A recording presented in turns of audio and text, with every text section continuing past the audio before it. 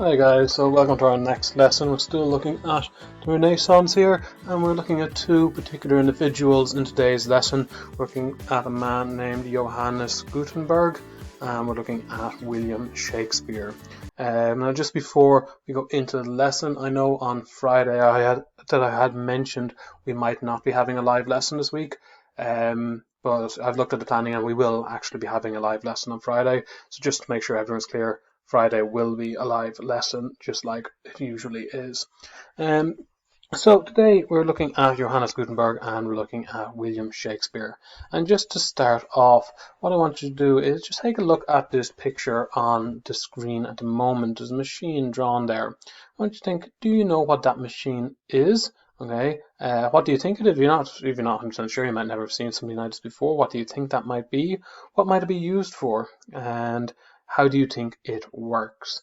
So take a few minutes, kind of look at that picture, study it, look at the different mechanics, look at what different pieces might be for, okay, look at the details in different places, and pause here for a few minutes and have a real think about it before moving on.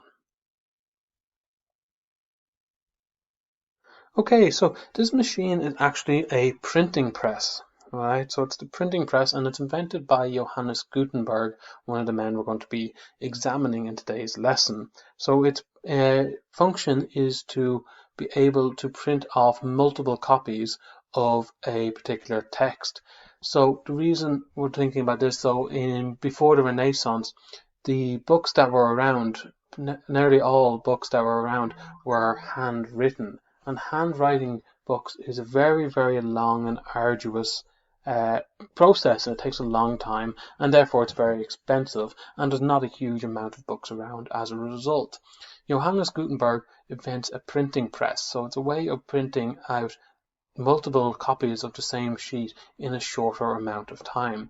Now, this is not the same as a modern day printer, okay? It's much more simple than that, alright, but it is a huge improvement on what had gone before. And basically how it works, and I'll go into this a bit more detail, but while we have the picture here, it's a good place to start. So if you see in the picture, I'm just going to use the cursor there, see here in this grey, and you can see it's divided into little blocks. So each of these blocks would be a space for a different metal letter to go into. So you have a little letter print made out of metal, and you put them in there facing upwards. Okay, so you have loads and loads and you arrange them into your text. Okay, so you arrange letter by letter, you write out the line of what you're going to write. Okay, you put them all in there, you lock them in place so they're nice and steady. Okay, and then you cover them with ink. So you get ink and you put ink all over them. Then what you do is you get your piece of paper up here and you press your piece of paper down onto the letters. So the piece of paper is on top, it's going down onto the letters. It actually gets pushed in, and this big weight here comes down on top of it. Okay, so that pushes it down, and they flatten it all down to make sure all the letters are hitting nice and evenly. They pull it back out and they take the paper off, and they have a copy of the text. Now, that may not seem like the fastest way of doing things, and definitely by modern standards it wouldn't be, but yes, it takes a long time to set up all the letters correctly, probably longer than it would take to write the page out a single time. But what they're able to do now is that once they've got that page ready, they can then do multiple versions of it. So instead of just printing one sheet with that, they might print 100 times of this, and then before they change the letters all up again. Okay, so it's much quicker in the long run. If you're producing multiple copies, large numbers of copies, this is a much quicker way than writing by hand would ever be. Okay, so this is the printing press, and this is a really important invention. That's what we're going to be discussing for most of this lesson today. So objectives, we're going to examine the life of Johannes Gutenberg, we're going to understand the importance of the printing press to world history, and I should have put in there, sorry, we're going to look at the work of William Shakespeare very briefly today as well. Alright, so Gutenberg, this is a picture of Gutenberg, so this is the man who invented that printing press. And Gutenberg was a German man who lived around the city of Mainz in the early 15th century, so in the 1400s, so it's very early in the Renaissance. And around 1450, he invents this machine to reproduce multiple copies of the same text. Now, if you look in your booklet, you're going to see another drawing of the printing press, which might be it's from a slightly different angle, so you might see it a bit more clearly depending on what you're looking at, details you're looking at. Also, if you scroll down, you're going to see an actual copy of a Bible. There's still copies of the Bible that Johannes Gutenberg produced in existence, and you'll see a copy of that written there. Okay, so a picture of it there, and you can see in that it's very, very small text. The book itself is actually very large. You can't see in the picture, and it's very organized. Okay, and this is what it looked like when he did this. Now, the printing press is a big machine. It takes a lot of time to make it. Right, it takes a long time to put each letters in. But like I said, once you print one thing, it becomes a much, much quicker way of producing multiple copies of the same book. The first book Johannes Gutenberg actually prints is a copy of the Bible. So it's the Gutenberg Bible that's being pictured there. Okay, and it's believed that he made about 180 copies of that one Bible in his first printings. The first time he printed it, instead of making one copy of the Bible, which would have maybe been quick, he could have done quite quickly, or might not have taken too long, he made 180 copies. So he made a huge number of copies of the Bible. All right, and it would have been much, much quicker to produce 180 copies using a printing press than it would have been to produce them using by writing by hand. So you can imagine what he would probably have done would have been set out all the type for one page, printed that 180 times before moving on to the next page. Okay, so it's quite an efficient piece of equipment. Now, the reason why this might be important is that this allows a lot more books to be printed. And books are very, very important in terms of course, helping people to learn how to read and write and giving people a wider education. So before this, educating people learning to read and write is really reserved for the elites and for the clergy. So the priests and the monks, they will learn to read and write, and the richer people may learn to read and write, but the common everyday person doesn't. Largely because books are just very, very expensive, because every book that's out there, someone has had to write it by hand. So they're rare, they're not around a lot, and they're very hard to come by and very expensive to buy. Because of Gutenberg's invention, slowly over time, as this printing press gets reproduced, so there's more and more printing presses around, the amount of books around hugely increases. Massively increases. Okay, and that is why it becomes so important, because this means there's a lot more books and a lot more people are able to learn to read. Now, in the booklet, you're also going to see there is a link to a YouTube page there. So if you're interested in his invention, there is a man on that YouTube video explaining it. He has a replica of Gutenberg's press, and he is using it and showing you how it works.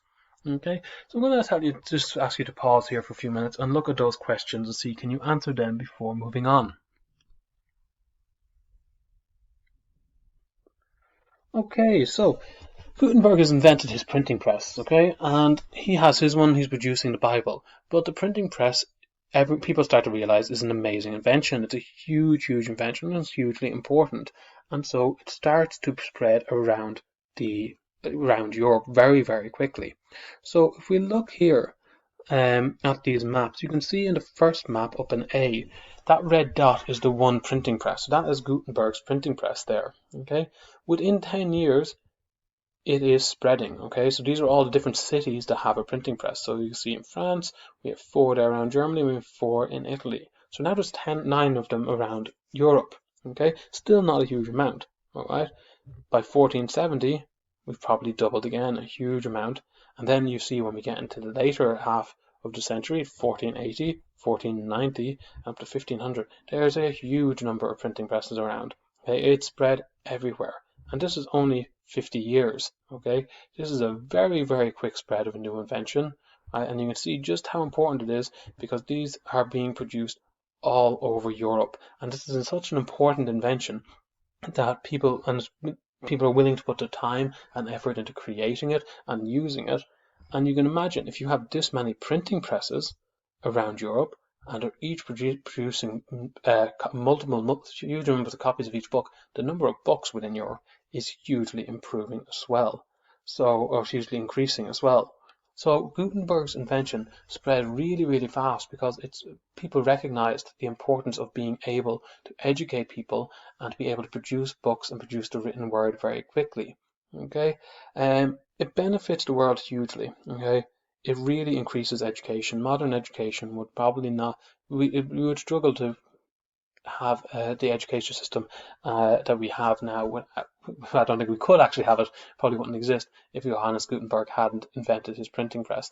If we weren't able to reproduce the written word, the development of society would be much, much slower. So this is a hugely important uh, invention. A lot of people would actually claim that this is one of the most important inventions in human history because it allows us to think in new ways, it allows intelligence to spread, allows education to spread, and all the different ideas we might have. So if we look at science, if we look at literature, if we look at music, whatever we look at, pretty much all of it needs to be able to reproduce the written word. That's how we spread our information, and the printing press was the first major step in allowing mass spread of so huge widespread of information. They also did there was an important step taken here also. Before this, most of the times when books were being handwritten, a lot of this was done by monks and done by the clergy. And this meant that they were producing, first of all, religious texts were the most commonly reproduced. They were also writing a majority of it in Latin. Okay, this is the language of the church. So they're writing in Latin.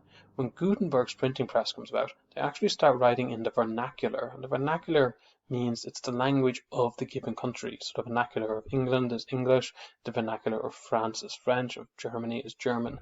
Right? And he's printing these books in the vernacular. Okay, so not only can people now access literature, but they can access it in their own language. They don't have to start learning Latin to be able to access reading. They can read and write in their own language and find printed word in their own language. This is a huge, huge step. Okay, so Gutenberg's invention, it absolutely changes the society of Europe and the world, okay? And we can't underestimate the importance of it. All right, so he invents the printing press in the middle of the 15th century, around 1450, and by the end of the century, it has spread throughout Europe. Right, and this is one of the really significant contributions to the Renaissance, to the very early Renaissance at that, that comes from outside of Italy. So we know we talk about the Renaissance being very centered within Italy, and even if you look at where the printing press goes here, if you look at North Italy, that is where the vast majority of the printing presses are. Okay, there's a huge, huge amount of printing presses in that area, even from 1480 onwards. But this is an invention that comes from Germany. It does not come from Italy, and it's one of the most significant aspects of the Renaissance. Okay, so again, I'm going to tell you to should probably pause here for a few minutes and just look at these questions and see can you answer them. Again, all this information is in the booklet, so if you haven't gotten it from this video, you might either go back and look at the video again, or you can go and find the information in the booklet. Now, as printed word was spreading, so too was literature and an interest in writing and an interest in storytelling. And by the time we come to the late 1500s, early 1600s, we have a huge, huge interest in the theatre. Now, the theatre is really, really popular because still by this time, the vast majority of people are not able to read. Okay, and one of the people who works in this new industry is a man named William Shakespeare. A lot of you will have heard of Shakespeare before, and next year, in second year, you will all be studying a Shakespearean play in English, and you'll also study more Shakespeare when you get to Leaving Cert. And Shakespeare is considered the greatest writer in the English language. He was a playwright. He was born in 1565 or 1566, around then, and wrote most of his plays, most of his works in the 1590s and in the first decade of the 1600s. And his most famous works would include things like Romeo and Juliet, Hamlet, Macbeth, A Midsummer Night's Dream. But he wrote in total 36 plays in his life, and he wrote, or at least 36 plays, there's a few more that he may have written, and about 154 love poems or sonnets. And he was mainly writing plays, and he was mainly writing poetry. And these were so popular at the time, plays particularly were so popular at the time, because like I said, vast majority of people still can't read. Okay, they're not able to sit down and read, or at least not to a very high level. And because of this, they want to be entertained. And remember, there's no such thing as TV, there's nothing like that. And entertainment takes the form of the theatre. And people will regularly go to theatre, just like we would go to the cinema, for example. And this is one of the main forms of entertainment in the time. So the theatre is very, very popular, and Shakespeare is an incredibly popular playwright in his time period. And you can see down the bottom here, that is a picture of the Globe Theatre. The Globe was a theatre that Shakespeare was working in, writing for, and they rebuilt a replica of it in London in the early 1990s, and you can go and see plays in London now in the Globe, so you can see Shakespeare's plays played out exactly as he would have intended them to be played out if you go there. And the reason that this is important to consider is that he is making huge contributions to language and literature. So just like when we look at the great artists and we looked at Michelangelo and we spoke about how he made such great contributions to visual art, here we see literature also having some of its greatest contributions. And it's not just in the English language. We have other writers such as Molière, Dante Alighieri, Petrarch, Miguel de Cervantes. So these are in France, Italy, Spain. We're seeing a huge new wave of talent in literature coming about. And so the Renaissance really is a time of huge creativity, and we've seen this in the art, we've seen it in the inventions, we've seen it in the science, and now too we also see it in literature. And we still look back to the great writers of the Renaissance and really can learn a lot from their style and from their writing.